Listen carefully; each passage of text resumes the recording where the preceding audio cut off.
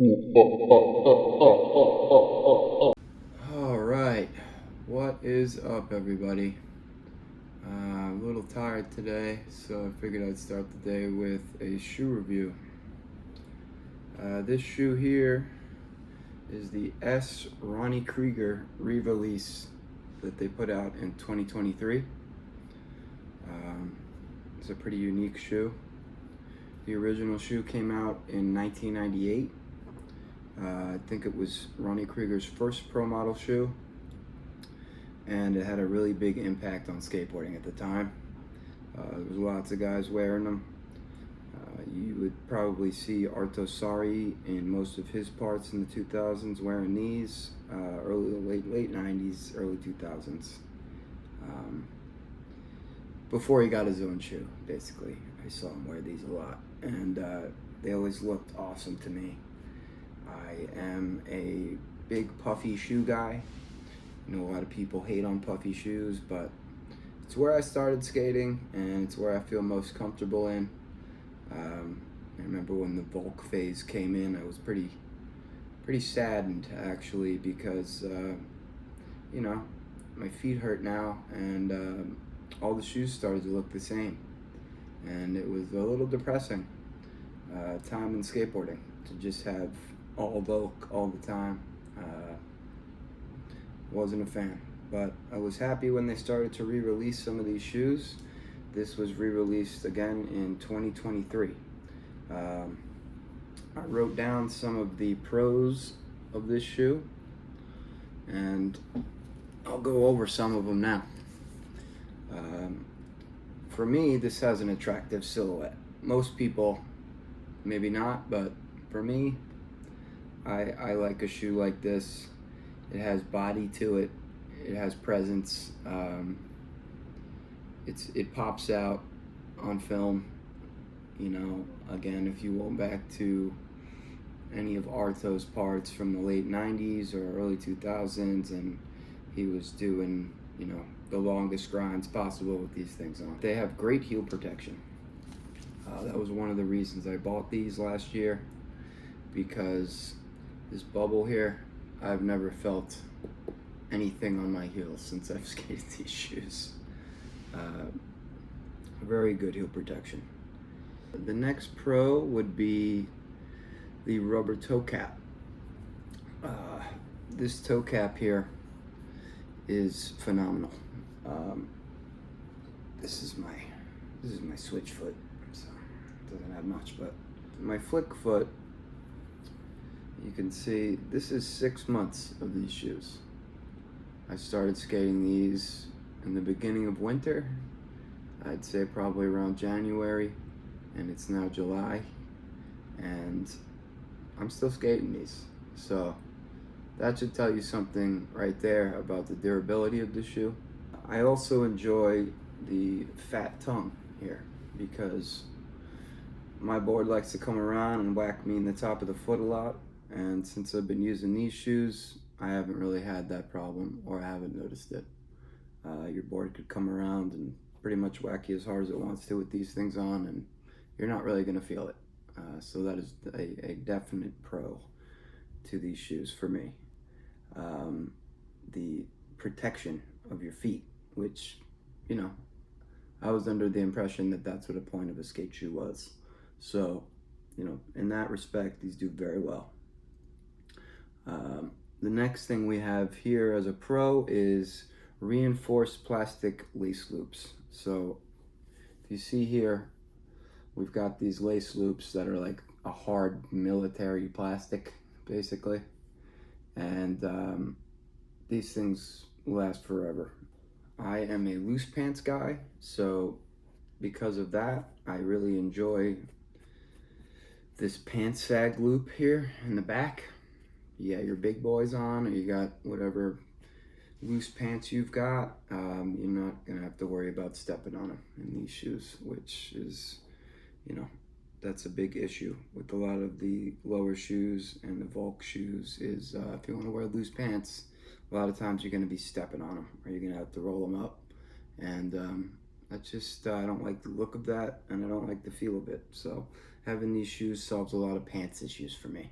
The next thing is the removable, what they call an EBA insole, which has arch support here. Now these are obviously worn at this point, but they've done very well with the added, heel bubble here. Again, not gonna feel any heel pain in these unless you're jumping down maybe like a 15 stair. But general skating, you're barely gonna feel anything really. Another thing I like here is that they've added this kind of reflective detailing inside the suede of the shoe, and it's just an aesthetic choice that they made here for the shoe, but I really enjoy it. I think it's really unique, and I've never really seen another shoe with that detail. So that's another pro for me. On to the cons now. One of the main cons is how heavy the shoe is. As I said before, a lot of this rubber is great and it adds to the durability of the shoe, but it also adds a tremendous amount of weight to the shoe. That's definitely could be hard for some people to get used to. This shoe is like the weight of half a brick, basically. But I got used to it over time, but I could understand if, somebody who's used to skating a light, flicky shoe would not be able to deal with that. The toe cap tends to outlast the sole of the shoe. So you'll be flicking, and then all of a sudden the sole pops out before you've finished off the sidewall, which is very frustrating. I don't know how they solved this problem. This has been a thing I've had with S for a while. Back in the day, I had the PJ Lad Excel Pluses, and I skated that shoe for about a week and a half, and the entire sole fell out. So that was very disappointing, and I was sad to see that something similar is happening here. Obviously not in a week, but it's still kind of discouraging. I wish I could finish off the sidewall of the shoe before the sole was going to fall out, but these probably have about, another few days before these soles start coming out. The other thing is the puffy laces that they provide with this shoe, in my experience, tend to actually rip faster than flat laces.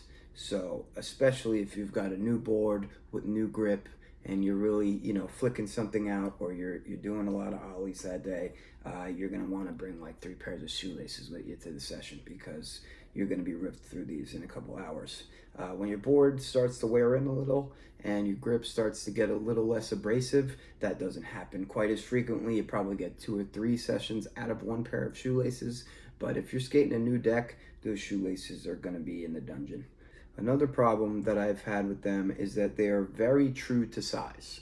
So, I was a guy for a while that I was buying shoes a half size smaller because I found most of them ran big, and if I dialed back half a size, it caused the shoe to not, deform and have creases as much, and hold up for a little bit longer, actually, as a little more fitting shoe. I decided to do that strategy with these when I bought these, and I regret it, because this rubber toe cap, it really does not have a lot of give to it. So when you're on your board and you're kicking and pushing, a lot of the time your toe, especially with a half size down, is jammed right up in there. And so until you kind of wear these shoes in a little bit, they could be a little bit uncomfortable with your toe and this rubber toe cap. But you make that trade for durability and a long-lasting shoe. You want to get this shoe in your true size. So I'm a size 12. I got an 11.5. I should have gotten a 12, or maybe even a 12.5. I think maybe 12.5 I would have been better. But you live and you learn. Another one of the cons, as a result of the rubber, lots of rubber here, is low board feel. That does not really bother me. That's kind of why I got the shoe.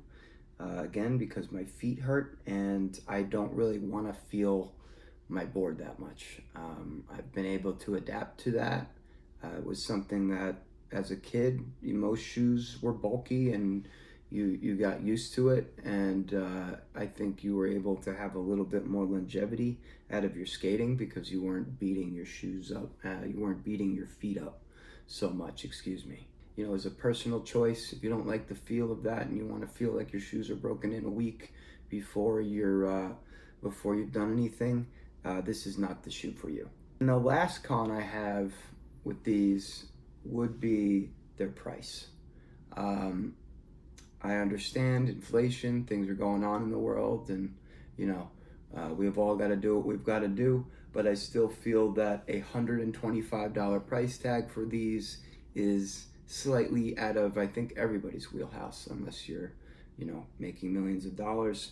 This is a hard sell for people that do not have a lot of money.